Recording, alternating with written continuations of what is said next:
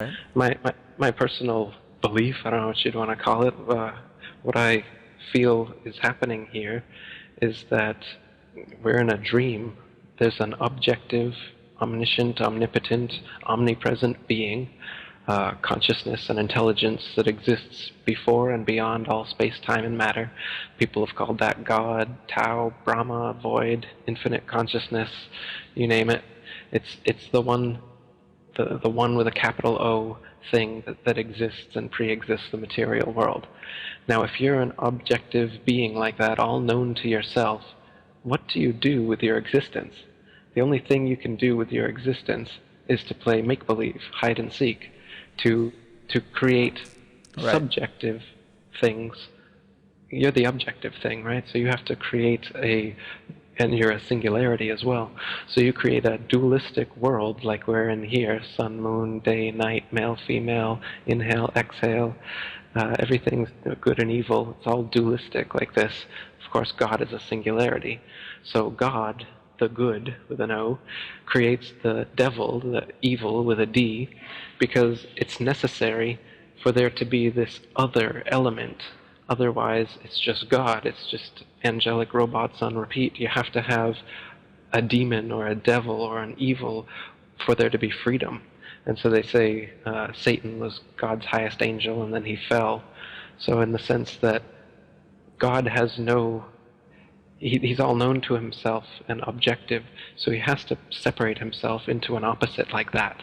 And so that's why we find ourselves here as subjective interpreters in a world of opposites, a dualistic world where we can experience the heights, breadth, and depth of good and evil, of pain and pleasure, because that's what's necessary for us to have free will. People say, well, why does God have suffering and why does evil have to exist? Because if it didn't, then you wouldn't know what happiness is. There would be no contrast and there would be no free will. You wouldn't have the choice to be good. You'd just be good and you wouldn't even know it was good because there's nothing but good. So it's necessary. It's inevitable. It's an inevitability that the one objective, omnipresent, omniscient, omni whatever being would have to separate himself into subjective packets of consciousness into this dualistic physical world. And it's like a game. It's like a dream. It's like when you have a dream every night, there's all these different people and situations and environments and discussions, all these things going on, and then the alarm clock rings and boom, all those people, situations, and environments, everything disappears, and you realize they didn't even exist in the first place. The only thing that really existed was you. And so we are like subjective characters in an objective being's dream, and when we die, a piece of God wakes up to realize he was only dreaming. So that's what I think. I think that we're all method acting in God's dream. In reality, we're all subjective packets of that one objective consciousness that pre-exists the material world, and that inside that mind, that's where we are. And you think about it, you never know the beginning of your dreams. You just are in a dream suddenly, and you're already in it. It's already happening. Right. It's just like your life here. You don't remember being born. I don't remember the first 5 years of my life. It's just, boom, I'm here. And then every night, oh, I'm in a dream. And the dreams are so convincing that I've forgotten my entire life. I go to sleep, and I'm in some medieval castle fighting dragons or something, and I'm so into that I literally have no idea that I'm going to wake up in the morning and, in this life, in this room, doing what I do. I am the medieval knight slaying dragons, and if I woke up every morning to that reality from that dream on, I don't think I would even remember this life as a glimmer of having happened. I would just assume that, yeah, I'm this knight medieval dragon slayer guy. Absolutely. Yeah, man. You know? I'm with you on that. Dreams are such a fascinating thing. If you don't dream, if you don't sleep, you'll just die. Yeah, you can't not do it. It's so Right. programmed into us, we can't not do it. So obviously there's something mystical there that, if you try really hard to stay awake, you're like, I know this world is real. I know this world is real. I will stay awake. And you try as hard as you can. You stay awake about 3 days or something. You start seeing hallucinations. This world starts to become a lot more dreamlike. You're seeing energy trails. Your eyes are closing. And then suddenly, medieval knight dragon slaying. And you're just like, yeah, whatever. I'm a medieval knight dragon slaying. And you just go with it. And you totally forget it, like I was saying. So, Right. yeah, in other words, we're not allowed to. It's like this world is just a dream that you keep returning to, and if you kept returning to any other dream, you'd assume that that one was real life, and you'd probably get all into it, and you'd get microscopes and telescopes, and you'd start looking at stuff, and you'd be like, this isn't a dream, this is reality. Look at these atoms, electrons, protons, neutrons. And you'd get so into it, and that this must be real, like the Bill Hicks thing. Look at my wife. Look at my bank account. Look at the furrow of my eyebrows. This must be real. And he said, no, it's just a dream, right? We're in the imagination of ourselves. Yep. Experiencing itself subjectively. Today, a young man on acid realized that all matter is merely energy condensed to a slow vibration, that we are all one consciousness experiencing itself subjectively. There is no such thing as death. Life is only a dream, and we're the imagination of ourselves. Here's Tom with the weather. The world is like a ride at an amusement park, and when you choose to go on it, you think it's real, because that's how powerful our minds are. And the ride goes up and down and round and round. It has thrills and chills, and it's very brightly colored, and it's very loud, and it's fun for a while. Some people have been on the ride for a long time, and they begin to question, is this real, or is this just a ride? And other people have remembered, and they come back to us, and they say, hey, don't worry, don't be afraid, ever, because this is just a ride. And we kill those people. Shut him up. We have a lot invested in this ride. Shut him up. Look at my furrows of worry. Look at my big bank account and my family. Has to be real. It's just a ride. But we always kill those good guys who try and tell us that. You ever notice that? And let the demons run amok? But it doesn't matter, because it's just a ride. Yeah, man, I jive with a lot of that, which I've picked up from Bill Hicks, picked up from Alan Watts, and that stuff makes a lot of sense. So basically, we are existing on, you would say, just a plane of existence. Like God made a little pop-up book and threw 7 billion versions of himself down on it. Yeah, we're on a plane, not a planet. They just added a T to the end, and everyone bought it. I wonder what you would do if you had the power to dream at night any dream you wanted to dream. Where's all the paint? You don't need it anymore. This is your world now. Thought is real. Physical is the illusion. Ironic, huh? All right. The best way to explain this concept is to think of a nighttime dream. When you fall asleep at night, you have this really vivid and real dream, right? You have a whole dream environment with trees and buildings and towns and cities. You have other dream characters to interact with. The characters can be very dynamic. You have this whole dream world that you interact with in this dream plot. And then all of a sudden, you wake up. You're like, whoa, it was just a dream. Now I'm back in real life. And you suddenly wake up and you realize that the whole dream world, the whole dream was actually just a projection from your unconsciousness, a projection from your mind.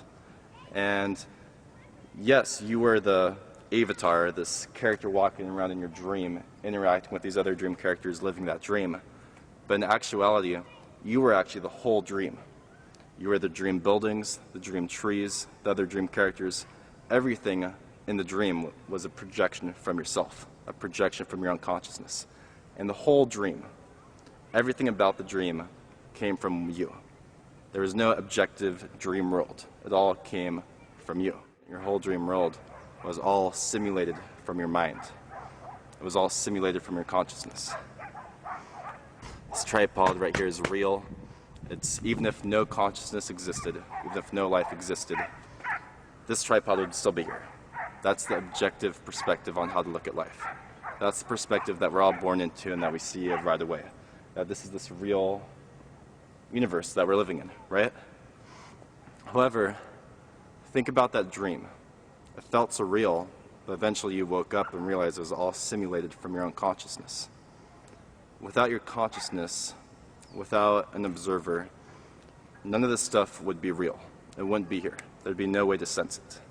Consciousness is primary and projects an objective universe. It's not the objective universe, and consciousness somehow came out of this objective universe and you showed up. Hey, how's it going? You know, they say that dreams are real only as long as they last. Couldn't you say the same thing about life?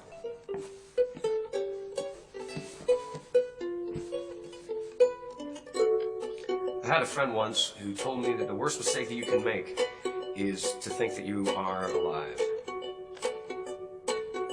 when really you're asleep in life's waiting room.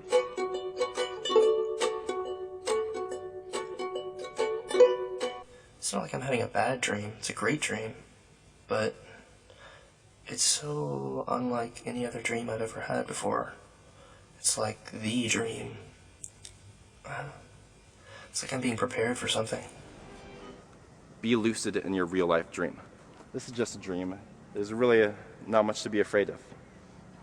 Everyone's just a dream character. Everyone's a part of you. Everyone's one. I might not even be real. I'm just a projection within your own thoughts. Experiment with the idea. See what happens. See if you could go down this rabbit hole and new things start to appear in your reality. That's the first step in kind of waking up.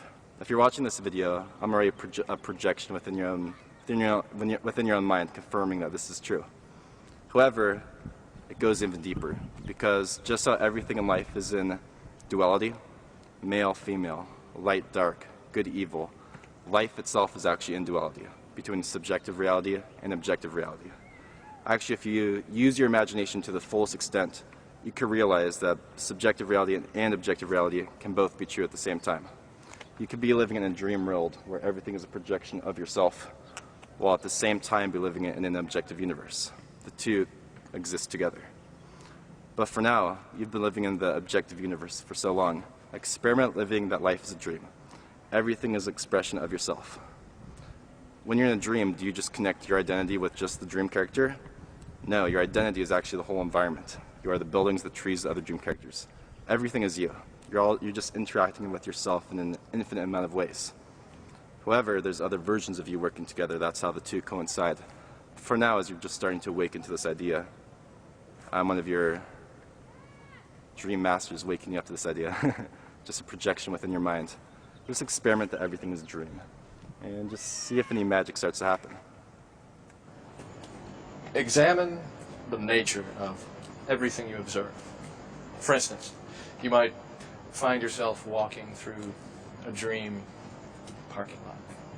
And yes, those are dream feet inside of your dream shoes, part of your dream self. And so, the person that you appear to be in the dream cannot be who you really are.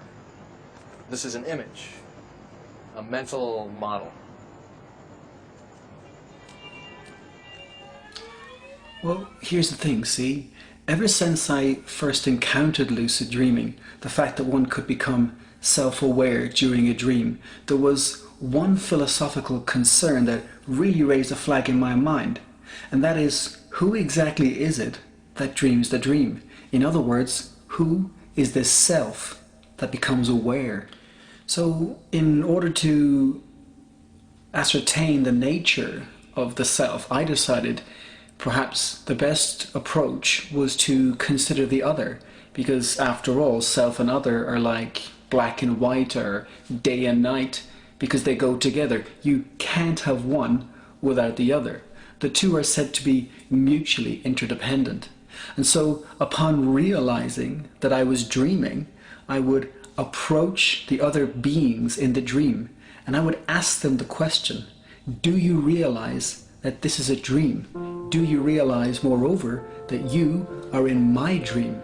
Okay, so this is a really curious question, because if I was to ask you the same question right now, in fact, I am asking you the same question right now, do you realize that this is a dream? You might think that I'm crazy. You might even think that you're crazy. But let's consider this in a little more detail. Let's take, for example, left and right. Outwardly speaking, they're opposites, but inwardly speaking, one implies the other. Because you couldn't, for example, have, say, left coming onto the stage of the universe and right coming on 5 minutes later. It just wouldn't make sense. And neither can you have the self coming into being without the other. So, although on one end of the spectrum we are opposite, on the other end we are in fact part of the same thing. So we're entangled in some kind of bizarre dance of opposite and equal.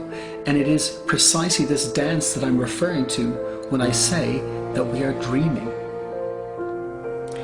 You see, that's exactly what it is to be a dream. To be one consciousness masquerading in the role play of many separate things, or in this case perhaps many separate beings. And so, to return to that question, who dreams the dream?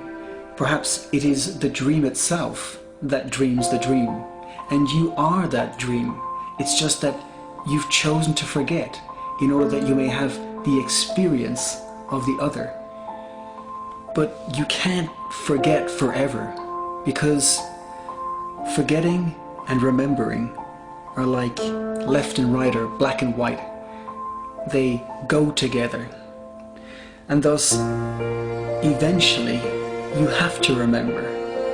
And for some of us, that time is now. The universe is waking up in this dream of self and other. But this is not a knowledge for me to impart, but instead a curiosity to invite, that you may look inside and discover the truth for yourself.